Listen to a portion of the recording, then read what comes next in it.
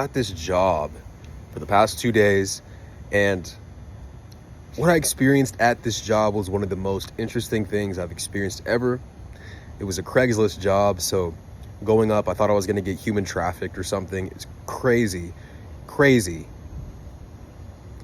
It was at a mall where it was very common for people to get human trafficked. So I'll save you the long and lengthy story, and I'll go ahead and I'll say it like this. It was a very, very cool experience.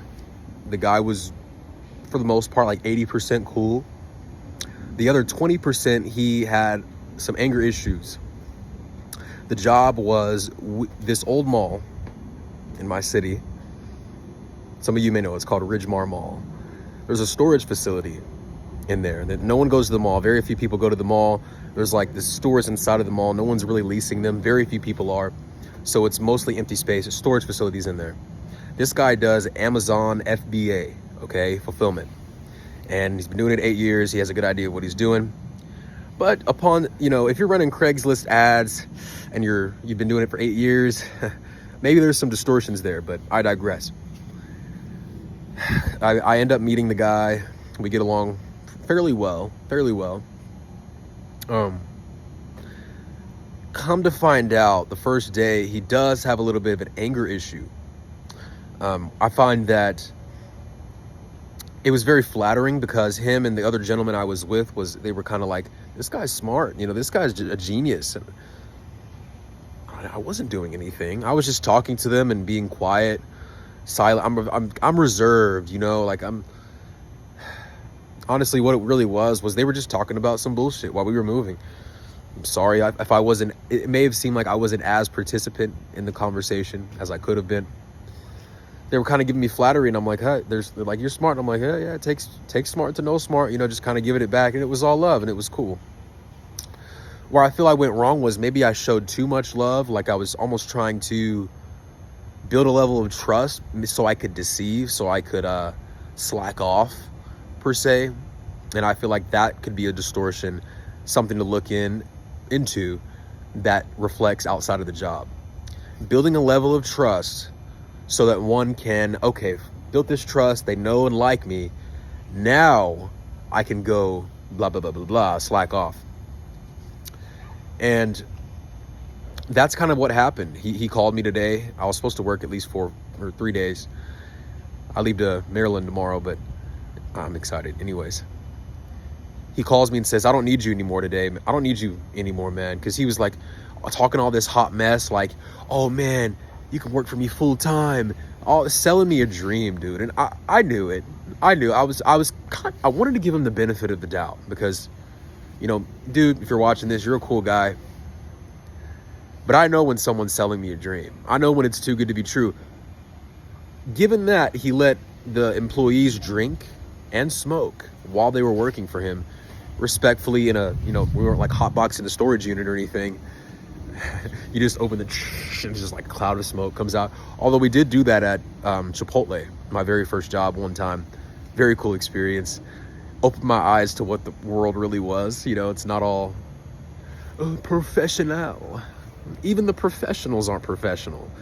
It's just a fucking show. It's just a facade, okay? Let me not get too intense on that end of the scale. Yeah, so the guy had anger issues, and there was one time when I was like building a box. I had 84 boxes of lights on a pallet, stacked high. And we were like looking for these slips. He gave me these slips, and I fucking lost them. They were stickers. They were supposed to, slap the sticker on the box, boom, done. I lost them. I set them down somewhere. I think someone picked them up, and poof, they were gone. And so he's like, find the slips. No one gets paid. No one's doing anything. We were doing our own little tasks at first. He's like, just find the slip. Okay. So he's like, his wife's his business partner. She's like the accounting side. And don't get me wrong. We built some rapport. Like we talked one-on-one. He seemed like a very, very cool guy. He was a cop and a drug dealer. Like, wow. So learned a lot from him. Carried a very, very heavy, masculine energy. he was good at naturally having his own frame. The guy was 55 years old. And so learned a lot from him. I really did. And I looked too deep into things, so I feel like there may have been moments where I could have shown up better. Moments where he was seeking my validation and I didn't give it to him, just to see if I could hold my frame against a big presence like his. And maybe, that was the moment where he was like, oh, this guy didn't validate me. Fuck him. Because he told me one morning, I know I'm going all over the place. He told me one morning it was yesterday, because I'm the second day, I met him the first day. He was like, yeah, we went out to Applebee's and I went back to my room. My room smelled like weed and I couldn't find my weed. And I looked for an hour for my weed and then I found it. I forgot it was in a box under my desk. And I was just like, yeah, been there. I wasn't like, like doing the whole, wow, did you what? Whoa, just like, just holding space. So I was building that pallet and those slips, he comes over to my pallet. Just, Godzilla, he just starts, yeah, like the whole side. He didn't knock everything over, but he knocked a significant part of my pallet over. I was like, whoa, man. Whoa, what's going on? I didn't say that. I held, stillness within myself. I was like, all right, boss man, whatever you want to do. Give me 1 second here. But absolutely unnecessary for him to come and, now there's 160 boxes on the floor because he did that. And he's like, I'm like, I guess that's okay, so I'm like having fun. I'm like, I'm not angry, maybe subtly frustrated, but I'm composed, and I was impressed with myself at how good of composure I was able to hold, because this is like a bigger, he's like probably a little taller than me, like 250, 60, big guy, fat guy, just to do, like, not big like Jack, just want to specify, I'm not being rude. But there's a lot to learn from him. He felt like a bit of a father figure in an odd way. I'll notice these certain dynamics that just come up, just how I naturally want to interact with somebody.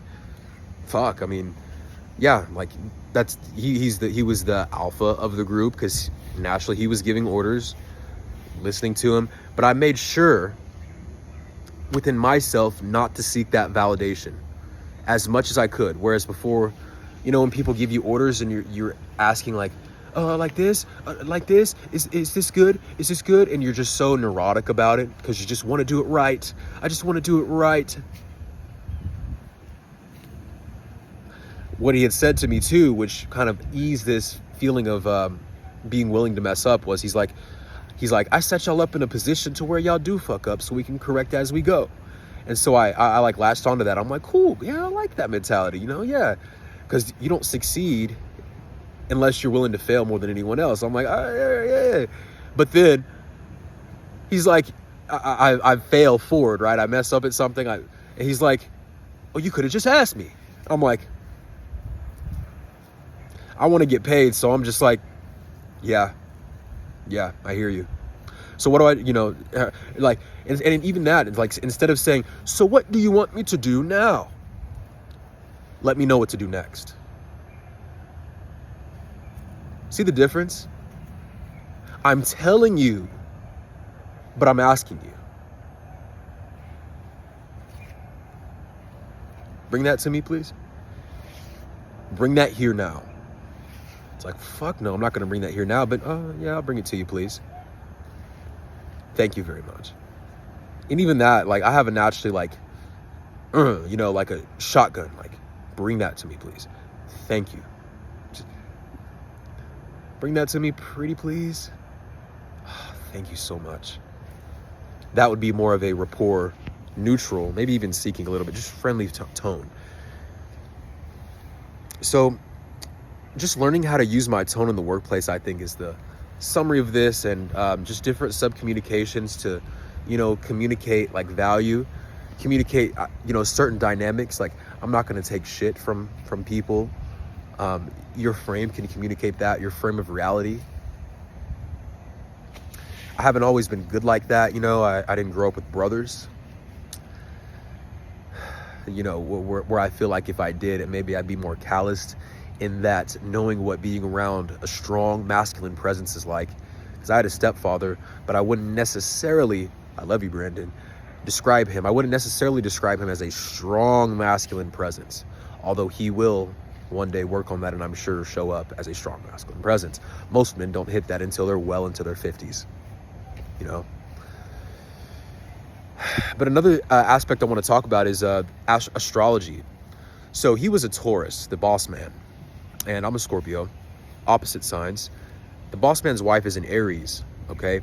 And if you know anything about astrology, you understand that Aries is able to take on intensity. So Aries is able to take on Scorpio's intensity, vice versa, which is why they get along. And that dude had a temper. He'd be like, look here, look at this, look right now. Stop what you're doing, talking to his wife like that. Even bigger lesson for us, he was representing all of our anger issues, because everyone, all of the employees, maybe there are like 6 of us, plus his wife, had anger issues. No doubt, myself included. What I found interesting about his wife, she was very, very feminine. Not once did she give him lip. She was very receptive, like, okay, all right. And I think in private is when she kind of maybe reprimands him a little bit. But very, very good, like in front of the employees, not to contest the authority, which I really liked it, because it was very intense. He would, like, the first sign of anger I saw was like we were towards the end of the first day, and there was a box of lights and someone had put the wrong sticker on, or I think his wife was moving too slow, or maybe she was the one that put the sticker on, and he just takes the box and off the table, bow, it just, you know, tumbles on the floor. And I think at that moment we were like, damn. Yeah, you know, definitely created a tenseness in the room. Tenseness outside because it's December and 70 degrees. Welcome to Texas. So I learned a lot from this guy, and just the different dynamics that I was surrounded by. Everyone there was amazing.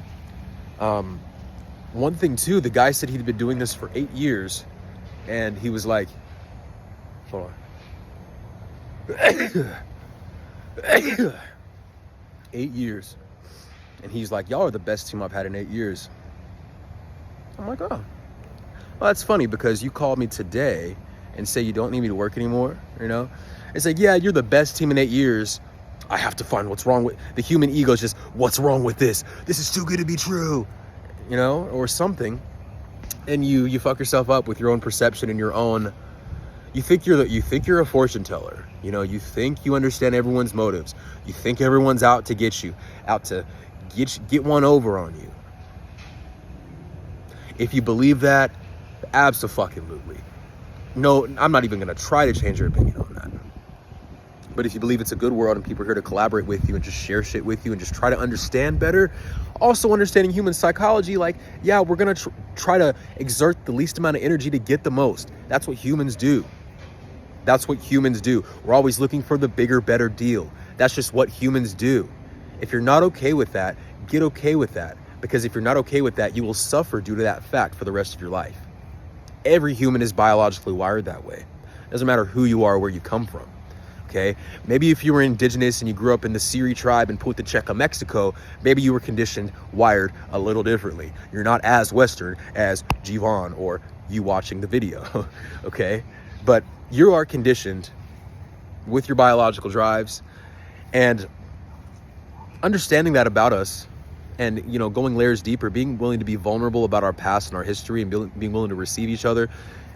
Paradox, don't give a fuck about how another person receives it. Build on top of that, you know? And a lot of this is communicated through humor. A lot of this is communicated through behavior and demeanor, okay? The type of person you are. It's not really something that is, I am a good person. Hey, hi, I'm a good person. Do you believe me now? Well, you don't look like you believe me. Well, I'm going to give you this. Now, do you believe I'm a good person? No, you don't? Now I'm sad. Well, how about now? Do you think don't you feel a little bad for me? At least you feel bad for me. You may not think I'm a good person, but you feel bad for me that I feel sad, don't you? We start to manipulate with our own feelings. Isn't that fucking crazy? When really our feelings are just telling us, it's our guidance system. Communication from our higher self, if you will. If I said higher self and I lose you, click off the video right now because I don't want you, okay? Love and forgiveness to you, but get out, because that's a real thing. Your emotions are communication from your higher self, Holy Spirit. If it's negative, it's saying that's not true. Don't go that way. It's out of alignment, okay? It's not in alignment with your true nature. And if it's positive, it's a sustained, positive feeling, usually, not always, but usually 90% of the time. It's your higher self saying, yes, run towards that feeling. This is in alignment with your true nature. Your true nature being awareness, as all transformation specialists, all coaches, all gurus know that awareness is 90% of the transformation, and awareness is our true identity, okay? You can call it the Son of God, you can call it pure awareness, you can call it even your higher self. We are our higher self in some context or in some sense, right?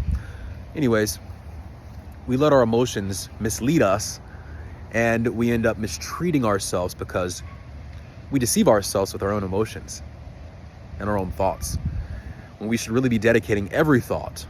I'm not going to should you, don't should yourself. Dedicate every thought to your devotion, to your practice, to Holy Spirit. If you're not in conscious command of your thoughts, what are we doing, guys? I mean, I get it. I struggle with this still. I'm not perfect, but this should be an everyday act. Like, just observe them. Don't always be at the whim, every whim, wherever you're like a puppet on a string being controlled by a puppeteer, and the puppeteer pulling the strings is your thoughts. What are your thoughts? They're your biological drives. It's your conditioning. It's not even you. It's probably thoughts from your uncle and your mom and your grandma and your cousins and your siblings that you grew up with and your schoolmates combined. And you think it's you. It's just one fucking concoction of shit that you've thought has had value this whole time, of your false beliefs, which don't have any value. And now, this is me. Zip up the meat suit. Come on. Now you're just a walking mess. And I say this I'm stretching here. I say this in a polarizing way because this is what, I'm not fooled. I am the fool. If you want to talk archetypes, I'm a bit of the fool because I'm a bit novice in this journey, but I know these people aren't happy. This guy I'm talking about here that hired me for his Amazon FBA temporarily off Craigslist, I know he's not happy. He used to be a DJ, his wife was a singer. I know they'd rather be singing and be in the music vibes than Amazon FBA warehouse, having to advertise on Craigslist only. Those are some leads, right? Great business leads.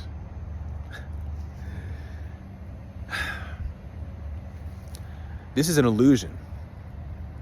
This is all me recognizing, you recognizing, we recognizing that, okay. Every thought that comes up is meant for me to forgive. It's meant for me to love. It doesn't mean I need to, I love it, or I really forgive you. It's just awareness, like, I know that love is all that is. I know that love is synonymous to God.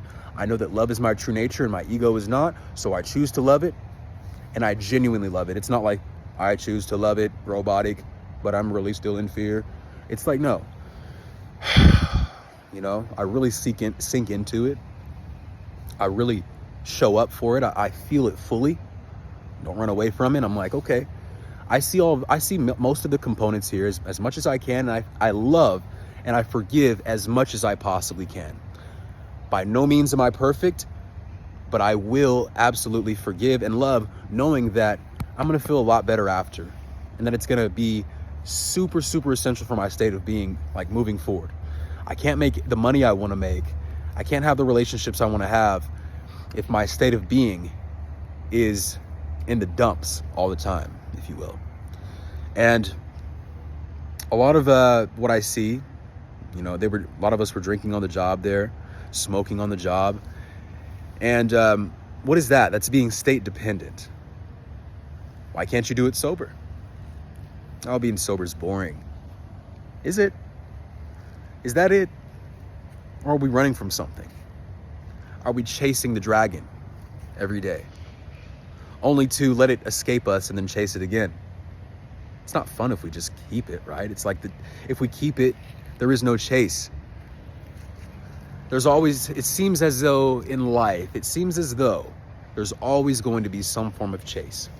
There's always going to be some form of pursuit.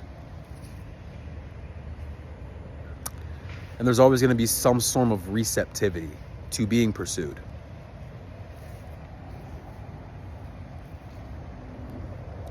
And if you're pursuing in the lower sense, what are you pursuing? Your biological drives. Food, sex, money.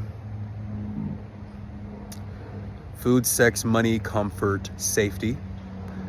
Significance in a friend group, maybe small, and you feel safe and, this is me. Now, what does that look like on the higher level? Self-actualization. Oh, okay, I have some value to offer here. I have something I like, I can build a skill around it, and then I can give it to the world. I can serve others. While also, and really first, serving myself. God, self, others. In that order, right? Put your own mask on before you put your kids on. And you think, I want to save my kids first. My kids come before me. Idiot. No, because you're in the middle of trying to save your kid and you die, you both die. Save yourself first. And it sounds selfish. Even if you can't save your kid, at least you saved yourself because you are in your own body. If you have a smart kid, the kid will look at you and do what you're doing in the midst of a crisis like such. This is a metaphor, but we're going there. Okay? So I just wanted to make that, because every time I have something to talk about, like, oh yeah, Amazon FBA guy, that was a dick. It's not just that. It goes a lot deeper, okay? And I want to share that with you because it's super, super, super important. And I know that these transmissions come through, and I know maybe 6 months to a year down the line, someone's going to see this, really benefit from it, okay? Look at this blue and green right behind me, man. Isn't that beautiful, the contrast? And the brown, Check that out.